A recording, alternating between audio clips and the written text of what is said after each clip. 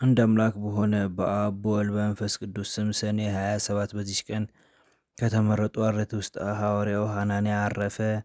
ይህንንም ቅዱስ ሐዋርያት በደማስቆ ከተማ ኤጲስቆጶስነት ሾሙት።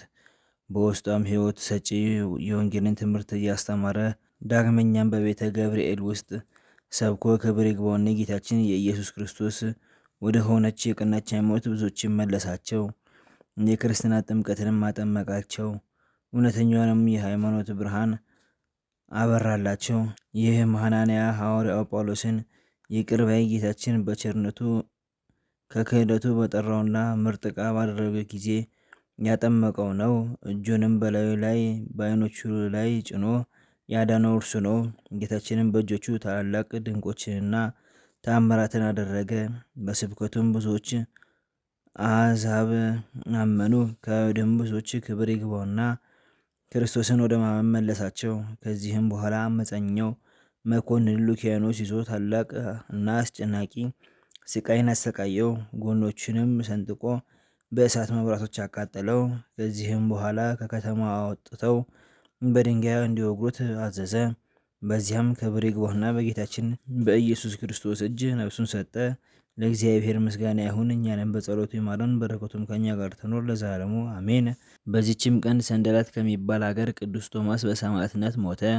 ከእርሱም ጋራ 700 ወንዶችና 9 ሴቶች በሰማዕትነት ሞቱ። ይህም ቅዱስ ዕድሜው 11 ዓመት በሆነው ጊዜ የእግዚአብሔር መልአክ የመላእክት አለቃ ቅዱስ ሚካኤል በበረሃ እሪያዎችን ሲጠብቅ ተገለጸለት። ወደ መኮንንም ሄዶ ክብር ይግባውና በጌታችን በኢየሱስ ክርስቶስ ስም ይታመን ዘንድ አዘዘው። ያን ጊዜ ተነስቶ የገመድ አለንጋ ይዞ ብቻውን ወደ እስክንድርያ አገር ሄደ። በመኮንኑም ፊት ክብር ይግባውና በጌታችን በኢየሱስ ክርስቶስ ስም ታመነ። መኮንኑም ለአማልክት ሰዋ አለው። ጸሐፊም ላደርገው ቃል ኪዳን ቀባለት። ቅዱስ ቶማስም ተቆጥቶ ያቺን አለንጋ አውጥቶ መኮንኑን ብዙ ግርፋት ገረፈው። የመኮንኑ ሎሌዎችም ይዘውት ጽኑ ስቃይ አሰቃዩት። ስጋውንም በብረት መጋዝ ሰነጠቁ። ክብር ይግባውና ከጌታችን ከኢየሱስ ክርስቶስ ዘንድ እርዳታን ለመነ። ወዲያውኑም መልአኩን ልኮ አዳነው። ከዚህ በኋላ በእስር ቤት አሰሩት። የወህኒ ቤቱ ጠባቂ ስለታመመው ልጁ ለመነው።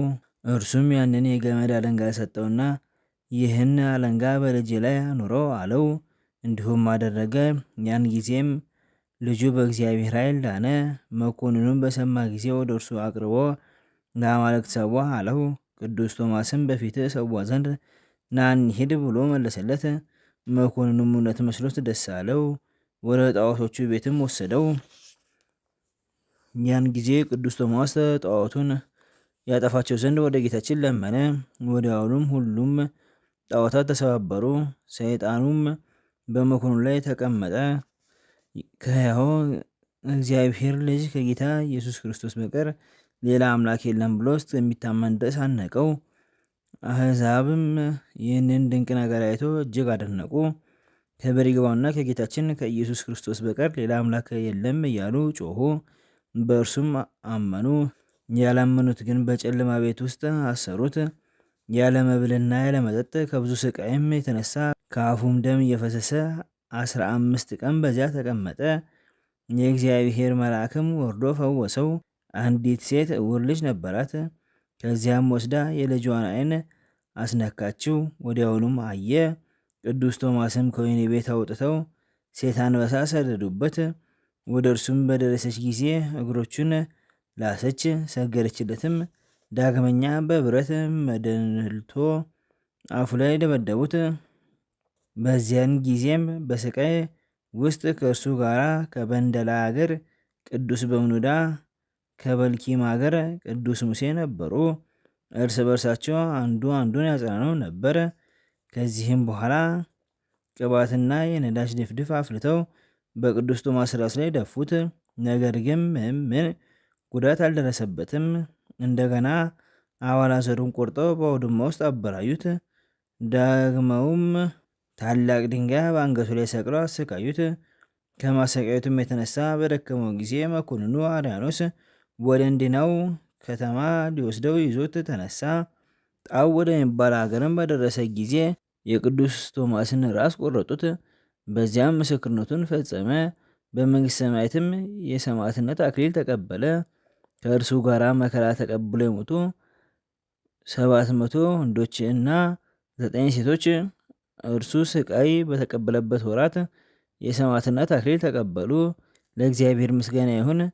እኛንም በቅዱሳን ሰማዕታት በጸሎታቸው ይማረን፣ በረከታቸውም ከእኛ ጋር ትኑር ለዘላለሙ አሜን።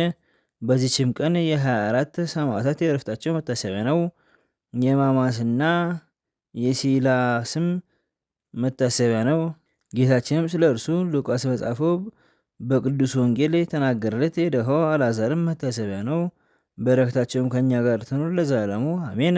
አንድ አምላክ በሆነ በአብ በወልድ በመንፈስ ቅዱስ ስም ሰኔ 28 በዚች ቀን ለአባቶቻችን ሊቃነ ጳጳሳት 33ኛ የሆነው ቅዱስ አባት ቴዎዶሲዎስ የእስክንድርያ ከተማ ሊቀ ጳጳሳት አረፈ።